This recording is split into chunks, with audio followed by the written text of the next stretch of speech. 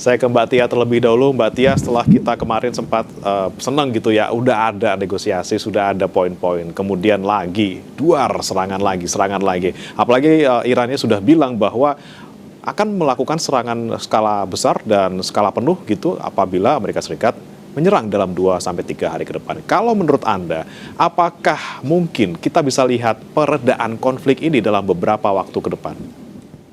Semua tergantung Amerika Serikat, Mas Bray. Kalau Amerika Serikat memiliki itikat baik, sebetulnya konflik ini bisa selesai. Karena kalau merujuk kepada MOU, dari awal saya sudah mengatakan bahwa MOU itu tidak mengikat. Meskipun sudah masuk ke dalam resolusi PBB, tapi tetap saja kalau pihak dari Amerika Serikat mengingkari MOU tersebut, itu akan clear lagi, akan kembali lagi ke titik nol. Dan ini sudah terjadi saat ini ya.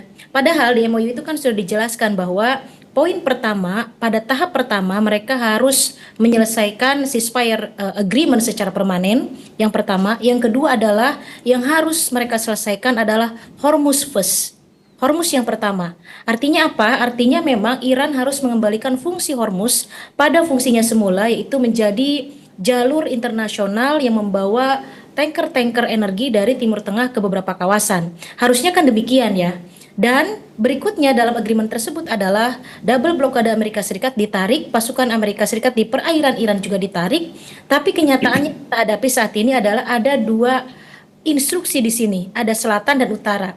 Jadi yang utara tetap diatur oleh Iran, kemudian tiba-tiba ada pengaturan lain Amerika Serikat di selatan, yaitu di perairan Oman. Nah, ini yang menunjukkan bahwa memang MOU tersebut betul-betul tidak berjalan.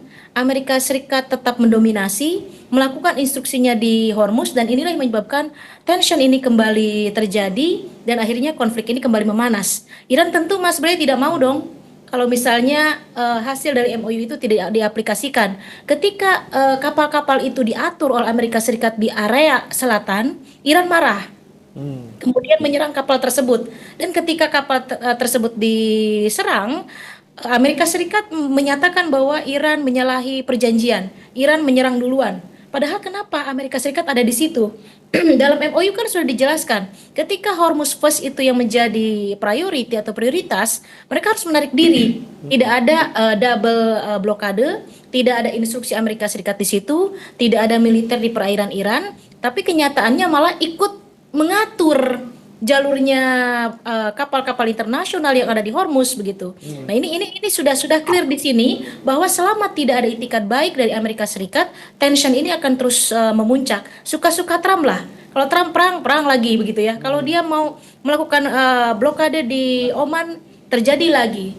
Dari yang terjadi saat ini, Mas Bray, harapan kita hanya satu: Oman bisa tidak tetap konsisten untuk melakukan diplomasi dan tidak pro kepada salah satu, karena ini kan irisan Hormuz ini antara milik Iran secara teritori dengan milik Oman. Kalau Oman memblokade, kalau Oman pro terhadap salah satu, ini tensi akan semakin naik dan Iran akan marah. Maka saya melihat Oman di sini lebih hati-hati ya, hati-hati sekali. Takutnya Iran marah kalau dia nampak memperluas atau mempersilahkan Amerika Serikat melakukan double blokadenya. Tapi Oman juga hati-hati, kalau pro terhadap Iran, dia juga akan dihabisi Amerika Serikat. Jadi dalam hal ini nampak semua negara-negara Teluk itu mengambil sikap lebih hati-hati. Beberapa negara-negara Teluk yang diserang oleh Iran karena penyerangan Amerika Serikat ini, semuanya tidak ada yang serang balik. Baik Kuwait ataupun Jordan ataupun Uni Emirat Arab ya, semuanya mengambil posisi diam. Karena memang kalau mereka sedikit saja bergerak, maka apa yang terjadi ini efeknya akan kemana-mana, terutama harga minyak akan naik, dan kalau sampai di 120 dolar per barrel sangat membahayakan perekonomian dunia, Mas Bray. Oke, nah ngomongin soal negara-negara Timur Tengah nih, Pak Mahfuz, kita lihat belum ada gitu yang untuk bisa membalas serangan yang dilakukan Iran ke pangkalan militer di negara-negara Teluk. Tapi jika kita melihat mungkin skala ataupun juga frekuensi serangan yang kemudian masih terjadi gitu. Terakhir Yordania juga diserang, ada yang meninggal juga di sana. Apakah kemudian sikap dari Timur Tengah, negara-negara Timur Tengah ini akan tetap seperti itu, atau nanti ada kemungkinan mereka juga akan membalas seperti itu? Ya, kalau kita lihat langkah yang dilakukan Amerika Serikat setelah mengumumkan bahwa MOU is over ya, pada tanggal 7 Juli lalu di salah satu KTT NATO di Turki, Amerika memang punya target dua hal. Yang pertama ingin menyeret sekutunya di Eropa untuk masuk membantu Amerika dalam perang jilid 2 ini. Yang kedua adalah Amerika juga ingin menyeret lebih jauh negara-negara Teluk untuk terlibat ya di dalam perang jilid 2 dengan Iran. Dan nampaknya negara-negara Teluk memang tidak punya pilihan kecuali mereorientasi posisinya untuk secara bersama-sama berdiri di belakang Amerika. Tetapi reorientasi posisi ini tentu saja punya resiko yang lebih besar. Kenapa? Karena sebagaimana yang sudah disampaikan oleh misalnya Menlu Abbas Araghchi bahwa kalau Amerika militernya terus melakukan serangan ke infrastruktur sipil di Iran misalnya, maka Iran akan mengaktifasi Houthi untuk mulai menutup Bab el-Mandab, dan itu artinya jalur pelayaran kedua di kawasan tersebut yang melewati Laut Merah ini akan tertutup sebagaimana Selat Hormuz, dan ini akan menciptakan biaya yang sangat tinggi berlipat ganda bagi negara-negara Teluk terutama Arab Saudi, dan tentu saja juga ini akan berdampak kepada dunia. Nah, yang kedua, kalau kita lihat kenapa Amerika ingin menarik juga sekutunya di Eropa, ini juga terkait dengan sikap yang disampaikan oleh Presiden Trump pada saat KTT NATO di Turki, di Ankara, bahwa Amerika punya intensi untuk meningkatkan keterlibatannya di Ukraine dalam menghadapi Rusia. Nah, kalau itu menjadi rencana Trump, maka ada kebutuhan bagi Trump, bagi Amerika untuk segera menyelesaikan capaian target-target perang dengan Iran. Apa targetnya? Memang tidak akan menghancurkan atau melumpuhkan total atau bahkan pergantian rezim di Iran, tetapi setidaknya kekuatan-kekuatan militer yang strategis di Iran ini bisa dieliminasi sampai tingkat yang paling maksimal, ya, paling tidak kemampuan rudal balistik dan radar untuk menggerakkan semua persenjataan rudal balistik itu. Dan nampaknya inilah yang menjadi target serangan militer jilid 2 dari Amerika, yang mereka memiliki jendela waktu 60 hari sejak tanggal 10 Juli, karena setelah 60 hari itu kan harus kembali mendapat persetujuan dari Kongres Amerika. Nah, pertanyaannya adalah kalau militer Amerika mampu menekan secara lebih masif, sistematik dan efektif terhadap instalasi dan infrastruktur militer Iran, termasuk juga infrastruktur sipil, maka sangat mungkin dengan kalkulasinya negara-negara di Teluk ini akan terlibat secara langsung di dalam operasi militer jilid 2 ini.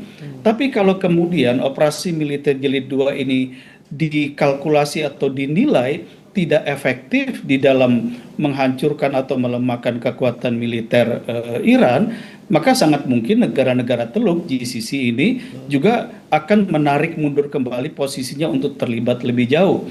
Nah, jadi saya kira memang ini situasi yang sulit bagi negara-negara Teluk ya, untuk apakah betul-betul akan maju atau kemudian mereka harus menilai perkembangan dalam 1 minggu terakhir ini. Nah, kalau kita lihat bagaimana efektivitas serangan, nampaknya ini tidak lebih efektif dibandingkan serangan pada gelombang pertama 40 hari perang sebelumnya.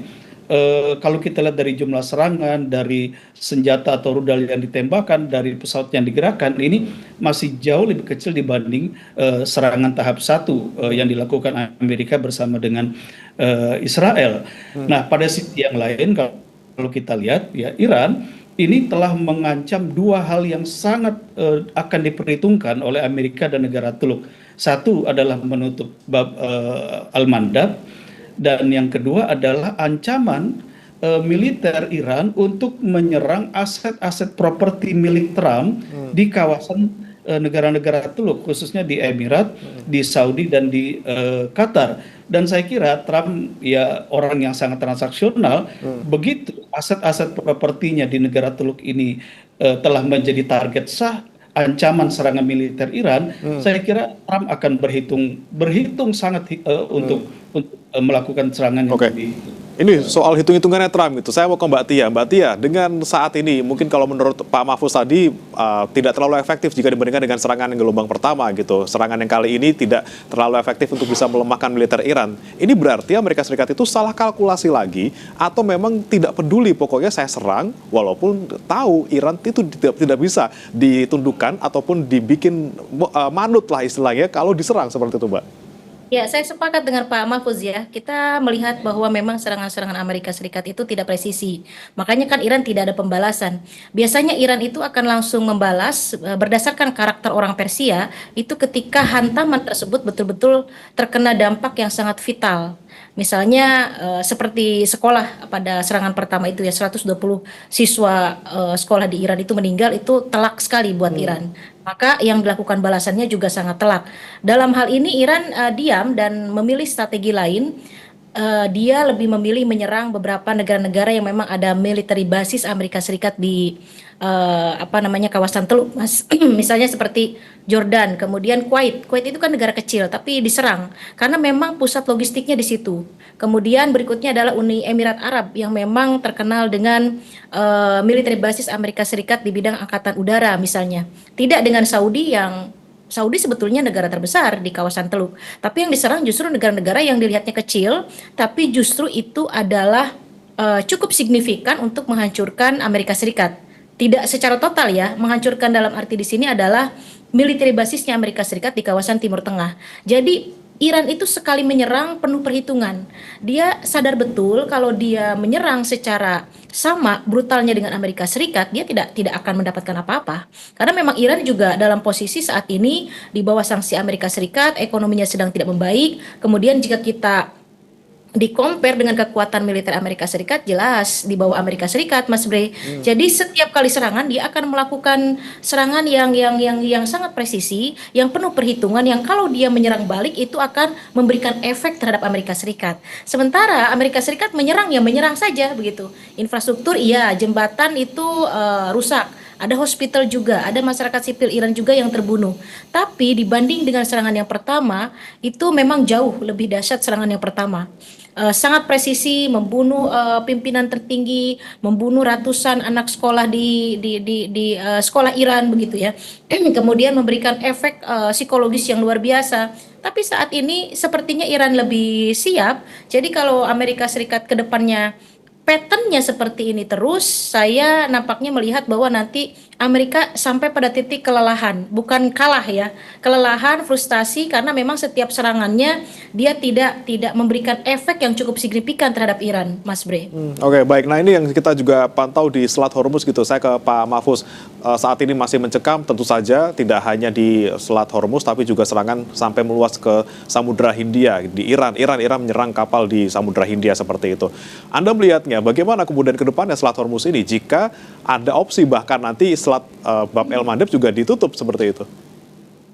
Ya, kalau reaksi Iran kemudian berlanjut karena Amerika tidak mengendurkan atau tidak menghentikan serangan, sudah bisa dipastikan bahwa Houthi akan segera menutup Bab el Mandab, yang artinya jalur Laut Merah ini akan tertutup.